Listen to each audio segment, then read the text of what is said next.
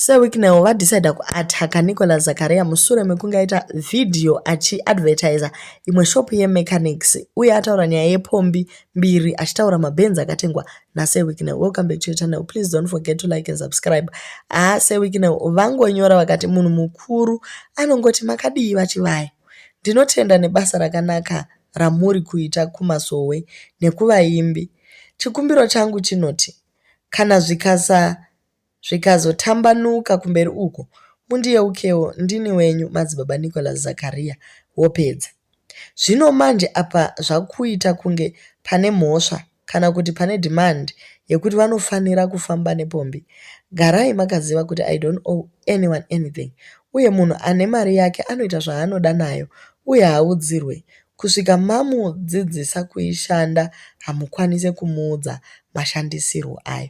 Maonero angu chete, handizi kurwa. Saka Wicknel ari kuti inini handikwerete kutengera Nicholas Zakariah mota ine pombi bodo. Handina chikwerete. Zvinova Zakariah semunhu mukuru angoti veduwe regai ndipindure. Vanyora iyo tsamba yavo yakanzi a letter to Sir Wicknel. Chivimbo changu kuti makachengetwa uye Mwari ari kuramba achikuropafadzai neupenyu nezvose zvamungadai muri kushuwira. Ndangoti ndikwanisewo nepandinogona kuti nditaurewo about the video circulating on social media. As you can see in that video, ndaivawo pagaraji kuti ndigadzirisewo motokari yebasa. Semwana weZimbabwe zvakakoshawo kuti ndivepo pakubatsira hama neshamwari pakuadvertiser mabasa avanoita.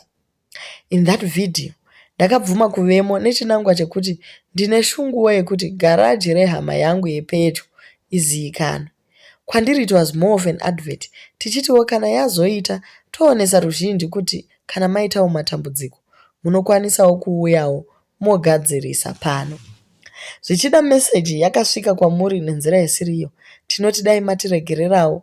Handipo pakutongera vapfumi kuti dai madai. Ndingatowanikwa pakukunamatirai murambe muchipa mablessings kuvana veZimbabwe.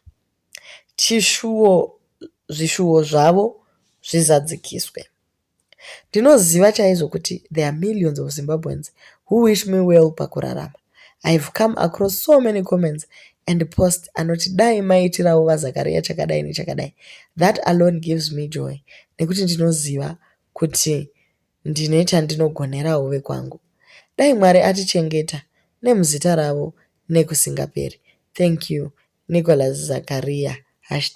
#Kiyama.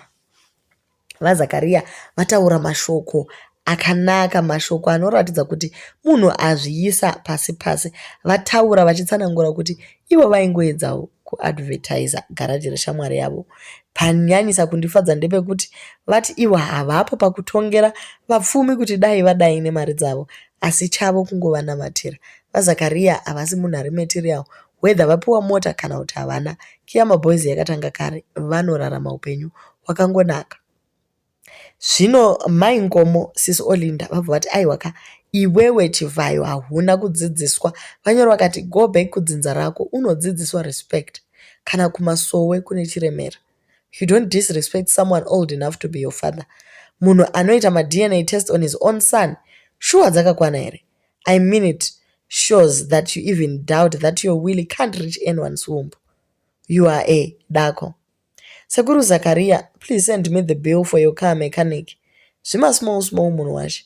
We love and respect you. Saka izvi ndozviri kuitika mumastreets. Aiwa nhasi izvowezha vaZakariah vabva vangovaisa vawiki panzvimbo pavo. Tete Olinda vakabva vatevera ndokuisa mashoko makukutu. Nekuti rumor has it kuti Wicknel akaindisa vana vake kuma-DNA nekudhauta kuti maybe vana havasi vake. Anoziva kuti kadora hakazi kushanda kana kuti chii chiri kuitika, kondo mabasa kaemari zvimwe zvacho unotosha kuti zvinoitirwei, asi for cloud or maybe maissues avo chero dei kwakuchinza zvinhu zvavo zvemukati ko zvakazosvika sei kuti vanhu vazvizive. Imi mabasa emari anenge kudada zvokwadi.